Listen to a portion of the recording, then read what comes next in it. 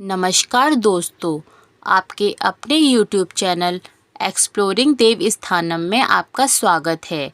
आज हम आपको अनंत चतुर्दशी के व्रत की कथा और उसके महत्व के बारे में बताने जा रहे हैं।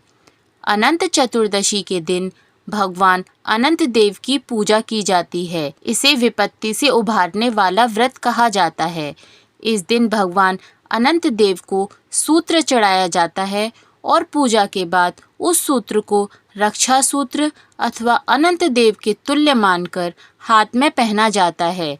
माना जाता है कि यह सूत्र उनकी रक्षा करता है। आइए जानते हैं इसकी वास्तविक कथा। पौराणिक युग में सुमंत नाम का एक ब्राह्मण था जो बहुत विद्वान था। उसकी पत्नी भी धार्मिक स्त्री थी जिसका नाम दीक्षा था। सुमंत और दीक्षा की एक संस्कारी पुत्री थी जिसका नाम सुशीला था। सुशीला के बड़े होते होते उसकी माँ दीक्षा का स्वर्गवास हो गया। सुशीला छोटी थी। उसकी परवरिश को ध्यान में रखते हुए सुमंत ने कर्कशा नामक स्त्री से दूसरा विवाह किया। कर्कशा का व्यवहार सुशीला के साथ अच्छा नहीं था, लेकिन सुशीला में उसकी माँ दीक्षा के गुण थे। वो अपने नाम के समान ही सुशील और धार्मिक प्रवृत्ति की थी। कुछ समय बाद जब सुशीला विवाह योग्य हुई तो उसका विवाह कौंडिन्य ऋषि के साथ किया गया। कौंडिन्य ऋषि और सुशीला अपने माता पिता के साथ उसी आश्रम में रहने लगे। माता कर्कशा का स्वभाव अच्छा न होने के कारण सुशीला और उनके पति कौंडिन्य को आश्रम छोड़कर जाना पड़ा। उनका जीवन बहुत कष्टमय हो गया। न रहने को जगह थी और न ही जीविका के लिए कोई भी जरिया।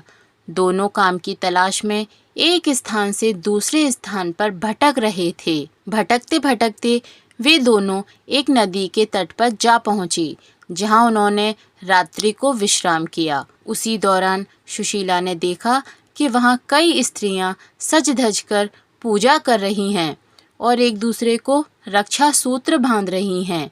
सुशीला ने उनसे उस व्रत का महत्व पूछा तो उन्होंने बताया कि वे सभी अनंत देव की पूजा कर रही हैं और उनको रक्षा सूत्र, जिसे अनंत सूत्र भी कहते हैं, वो एक दूसरे को बांध रही हैं, जिसके प्रभाव से उनके सभी कष्ट दूर होते हैं और उनके मन की सभी इच्छाएं पूरी होती हैं।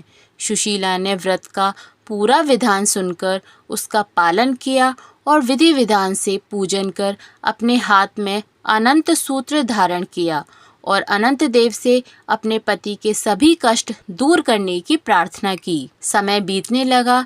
ऋषि कौंडिन्य और सुशीला का जीवन भी सुधरने लगा। अनंत देव की कृपा से अब उनके घर में धन धान्य की कोई कमी नहीं थी। अगले वर्ष फिर से अनंत चतुर्दशी का दिन आया।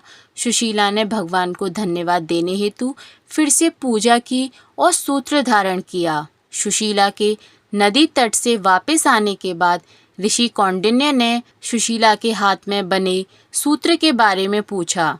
तब सुशीला ने पूरी बात बताई और कहा कि यह सभी सुख उन्हें भगवान अनंत देव के कारण ही मिले हैं। यह सुनकर ऋषि को बहुत क्रोध आ गया।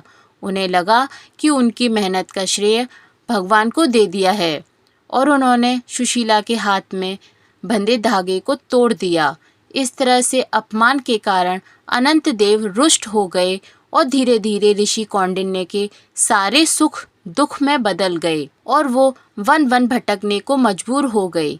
तब उन्हें एक प्रतापी ऋषि मिले जिसने उन्हें बताया कि यह सब भगवान के अपमान के कारण हुआ है।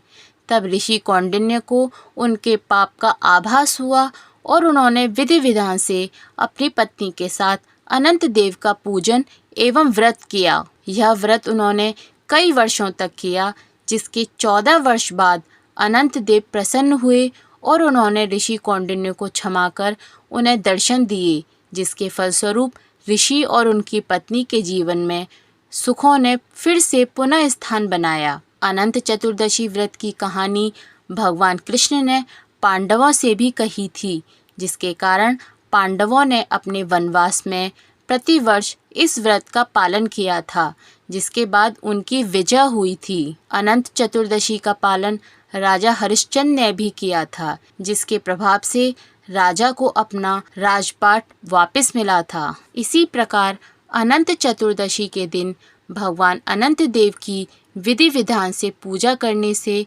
व्यक्ति के सारे कष्ट दूर होते हैं एवं सभी दुख सुख में बदल जाते हैं। इस दिन भगवान अनंत देव की पूजा के बाद रक्षा सूत्र बांधने से व्यक्ति की सभी विपत्तियों से रक्षा होती है। बोलो भगवान अनंत देव की जय।